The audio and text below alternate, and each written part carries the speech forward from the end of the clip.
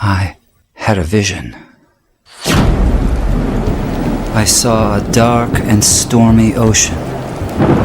In that ocean, I thought I saw multitudes of poor human beings plunging and floating and shouting and shrieking, cursing and struggling and drowning.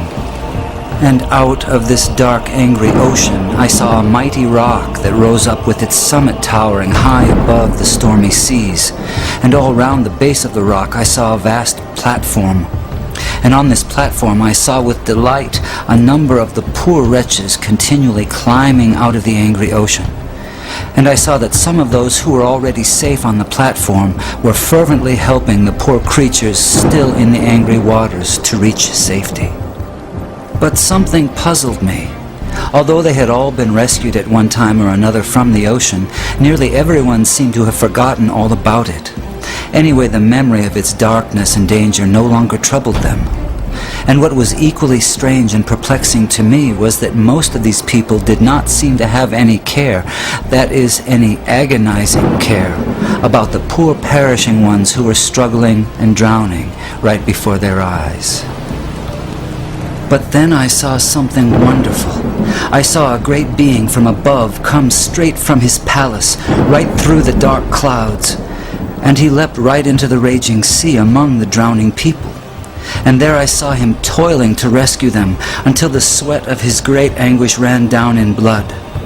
And he was continually crying to those already rescued, to those whom he had helped with his own bleeding hands, to come and help him in the painful and laborious task of saving the lost.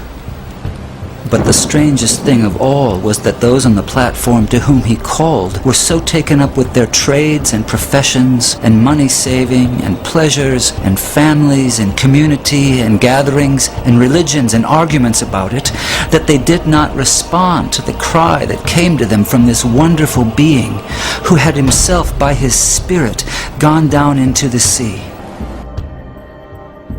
And so the multitude went on struggling and shrieking and drowning in the darkness.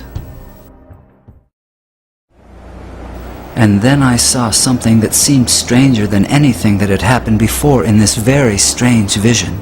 Those whom this wonderful being cried out to come and help him in his difficult task were always praying and crying to him to come to them.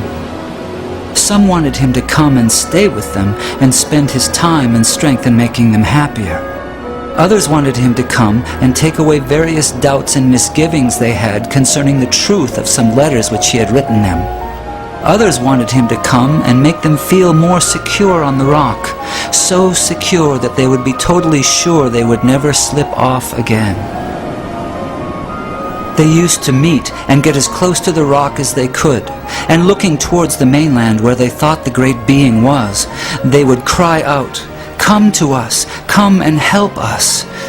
But all this time, he was down among the poor drowning creatures, crying to them in a hoarse voice, "Come to me, come and help me."